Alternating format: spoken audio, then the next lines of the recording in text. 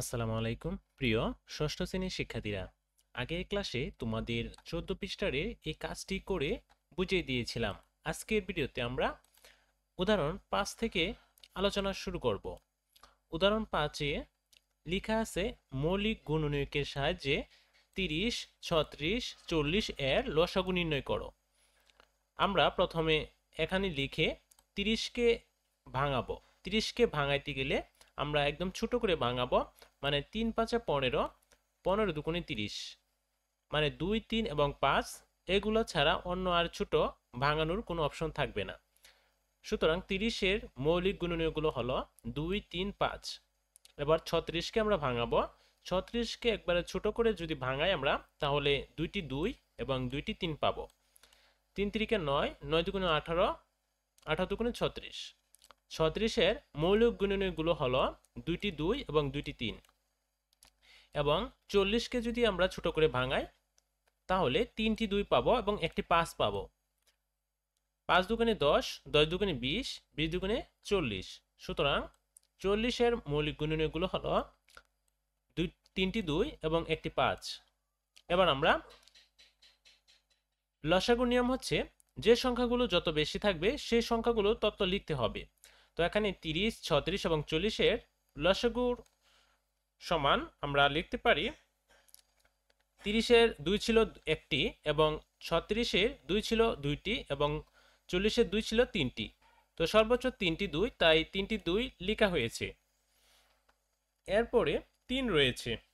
3, 30-এর এখানে একটি রয়েছিল, 36-এর এখানে 2টি 3 এবং 40-এর এখানে কোনো 3 নেই। তো সর্বোচ্চ 3 পাওয়া গেছে 2টি, তাই 2টি 3 লেখা হয়েছে। গুণ, এরপর হচ্ছে 5, 30-এর মাঝে 5 পাওয়া গেছে একটি, 36-এ কোনো 5 নেই, কিন্তু 40-এ 5 পাওয়া গেছে একটি। তো সর্বোচ্চ একটি 5, তাই একটি লেখা হয়েছে। এবার সবগুলো গুণফল 360, নির্ণেয় লসাগু 360।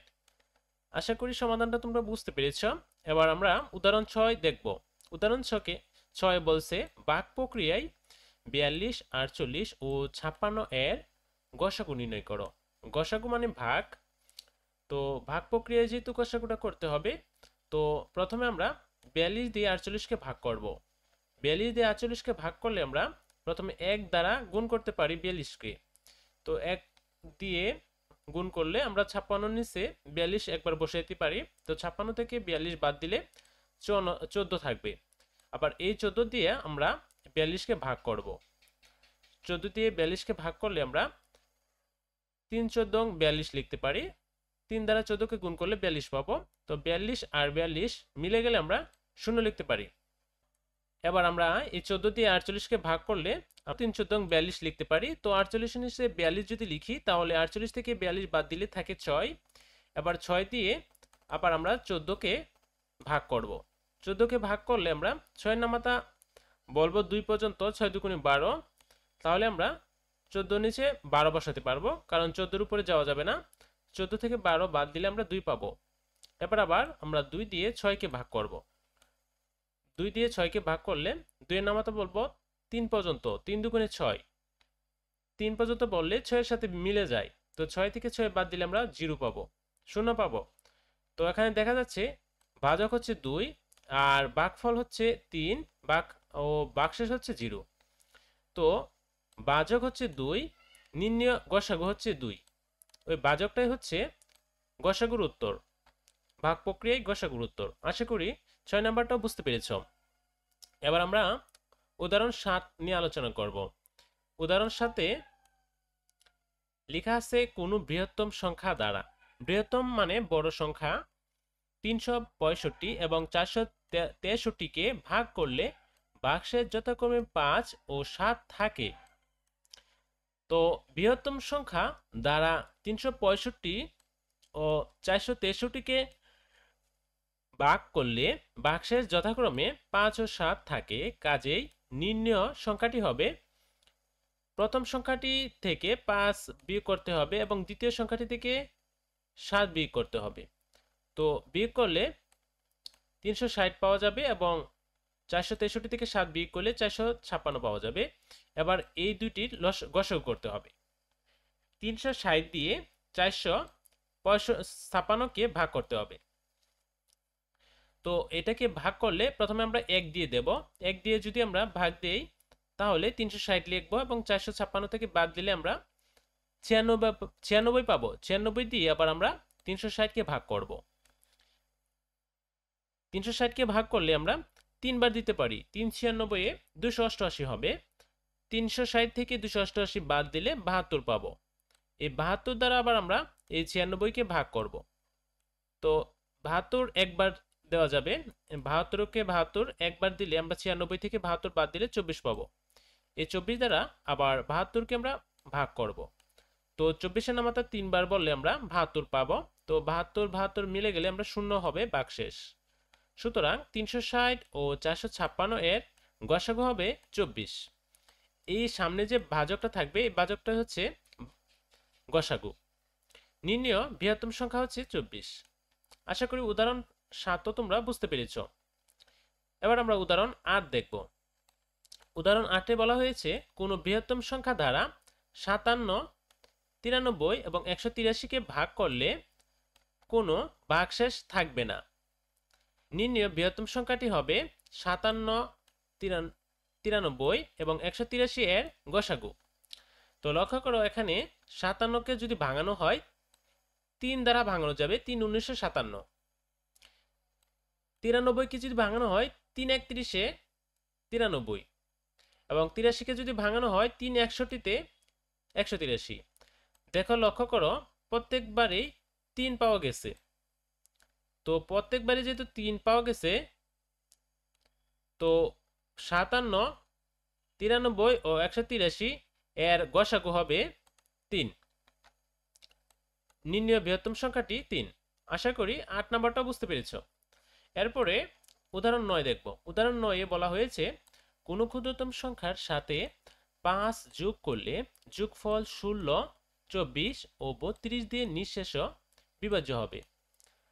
তো নির্ণেয় ক্ষুদ্রতম সংখ্যাটি হবে 16, 24, 32 এর লসাগু থেকে 5 কম। তো আমরা প্রথমে এই তিনটি সংখ্যার লসাগু করতে পারি। লসাগু করার পর এখান থেকে 5 বিয়োগ করে দেব। তো প্রথমে দেখো 2 দিয়ে এখানে দেখা যাচ্ছে 16, 24, 32 তিনটা জোড় সংখ্যা। তো 2 দিয়ে প্রথমে ভাগ দেওয়া হয়েছে। 8 দুগুণে 16, 12 দুগুণে 24 এবং 16 দুগুণে 32। আবার দেখা যাচ্ছে তিনটাই জোড় সংখ্যা, তো আবার 2 দিয়ে ভাগ দেওয়া হয়েছে। 2 দিয়ে ভাগ দিলে হবে 4 দুগুণে 8, 6 দুগুণে 12, 8 দুগুণে 16। আবার দেখা যাচ্ছে তিনটি সংখ্যা জোড় রয়ে গেছে। তো 2 দিয়ে আবার ভাগ দিলে থাকবে 2, 2 দুগুণে 4, 3 দুগুণে 6, 4 দুগুণে 8। এবার দেখা যাচ্ছে দুইটি সংখ্যা জোড় এবং একটি বেজোড়। আবার 2 দিয়ে ভাগ যাবে। তো 2 একে 2, 3 থাকবে এবং 2 দুগুণে 4। এবার আমরা এই দিক থেকে নিচের এই দিক পর্যন্ত সবগুলো গুণ করে নেব। তো 16, 24 ও 32 এর লসাগু এই সবগুলো একত্রে আমরা গুণ করলে 96 পাবো। এবার 96 থেকে আমরা যেহেতু বলেছিলাম 5 কম লসাগু থেকে, তো 5 এখানে বিয়োগ করে দিলেই হবে। নির্ণেয় ক্ষুদ্রতম সংখ্যাটি 96 থেকে 5 বিয়োগ করলে 91 পাওয়া যাবে। তো এটার ফল 91 হবে। এরপর আমরা উদাহরণ 10 দেখব। উদাহরণ 10 এ লক্ষ্য করো 159টি আম প্রথম জুড়িতে, 227টি জাম দ্বিতীয় জুড়িতে এবং 401টি লিচু তৃতীয় জুড়িতে রয়েছে। ক নাম্বার প্রশ্ন হচ্ছে 159 এর গুণনীয়ক গুলো নির্ণয় করে মৌলিক গুণনীয়কগুলো আলাদা করো। এবার আমাদের মৌলিক গুণনীয়কগুলো আলাদা করতে হবে। এত এর গুণনীয়ক লিখে, তো দেখো 159কে আমরা প্রথমে 1 দ্বারা ভাঙাবো উৎপাদক বিশ্লেষণের মতো। এরপর আরো ছোট করে ভাঙাতে চেষ্টা করব। তো এখানে 3 গুণ 53 মানে 3 53তে 159 হবে। এর থেকে ছোট করে আর ভাঙানো যাচ্ছে না। তো 159 এর গুণনীয়কগুলো হলো 1, 3, 53, 159। তাই এখানে লেখা হয়েছে। এদের মধ্যে মৌলিক গুণনীয়ক হলো 3 এবং 53। এগুলো হচ্ছে মৌলিক গুণনীয়ক, এগুলোকে আর ভাঙানো যাবে না।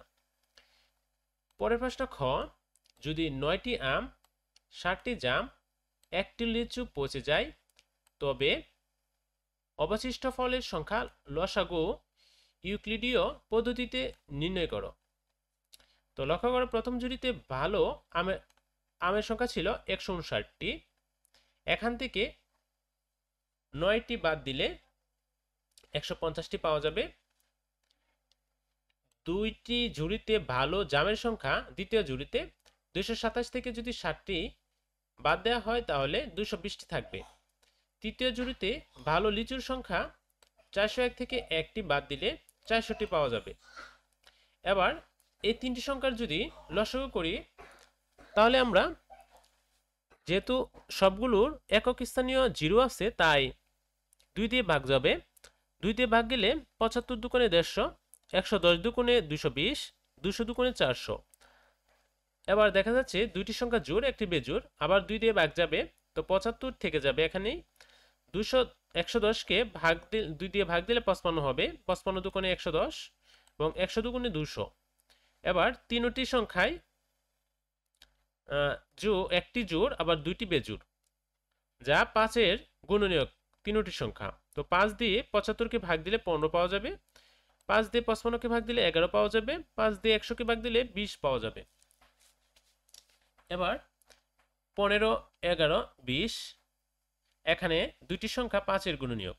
তো 5 দ্বারা ভাগ করলে 3 5 15, 11 থেকে যাবে, আর এখানে 4 5 20। এবার যেহেতু লসাগু, এখানে এই পাশ থেকে এই পাশের নিচের সবগুলো একত্রে গুণ করতে হবে। তো সুতরাং 150, 220 এবং 400 এর লসাগু হবে প্রত্যেকটি সংখ্যার গুণফল 13,200। এরপরে আমরা গ নাম্বারটা দেখব। সর্বাধিক কত জন বালকের মধ্যে ফলগুলো সমানভাবে ভাগ করে দিলে 3টি আম, 6টি জাম ও 11টি লিচু অবশিষ্ট থাকবে। তো দেখো, এখানে 159 থেকে 3টি বাদ দিলে 156টি থাকবে, 227 থেকে 6টি বাদ দিলে 221টি থাকবে, 401 থেকে 11টি বাদ দিলে 390টি থাকবে। নির্ণয় বালকের সংখ্যা হবে 156, 221 ও 390 এর লসাগু। গসাগু, তো গসাগু মানে ভাগ প্রক্রিয়ায় এই গসাগুটাকে নির্ণয় করতে হবে। তো প্রথমে আমরা 156 দিয়ে 121কে ভাগ করব। তো প্রথমে 156 দিয়ে একবার যাবে, তো 1 বসানো হয়েছে। 221 থেকে 156 বাদ দিলে 65 থাকবে। এবার 65 দিয়ে 156কে আবার ভাগ দিতে হবে। তো ভাগ দিলে দুইবার যাবে, 65 দুগুণে 130, 156 থেকে 130 বাদ দিলে 26 থাকবে। এবার 26 দিয়ে 65কে ভাগ দিলে আমরা 2 দিয়ে ভাগ দিতে পারবো, 26 দুগুণে 52, 65 থেকে 52 বাদ দিলে আমরা 13 পাবো। তো 13 দিয়ে আবার 26কে ভাগ দিতে হবে। তো 13 দিয়ে 26কে ভাগ দিলে 13 দুগুণে 26, আমরা 2 দিয়ে গুণ দিতে পারি 13কে, 26 মিলে গেলে আমরা 0 পাবো। আবার যেহেতু এখানে আমরা ভাজক 13 পেয়েছি, এই 13 দ্বারা আমরা 390কে ভাগ দেব। তো 390কে ভাগ দেওয়ার জন্য আমরা আবার লিখে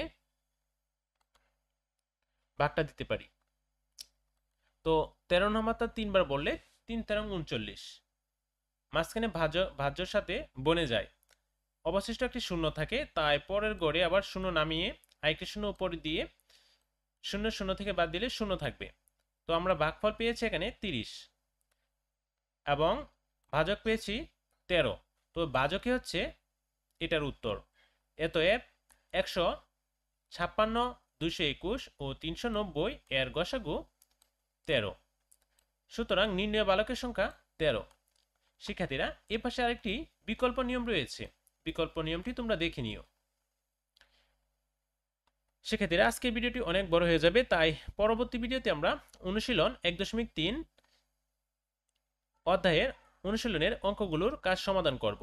তো পরবর্তী ভিডিও দেখার আমন্ত্রণ জানিয়ে আজকের ভিডিওটি এখানে শেষ করলাম। সবাই ভালো থাকো, সুস্থ থাকো, আল্লাহ হাফেজ।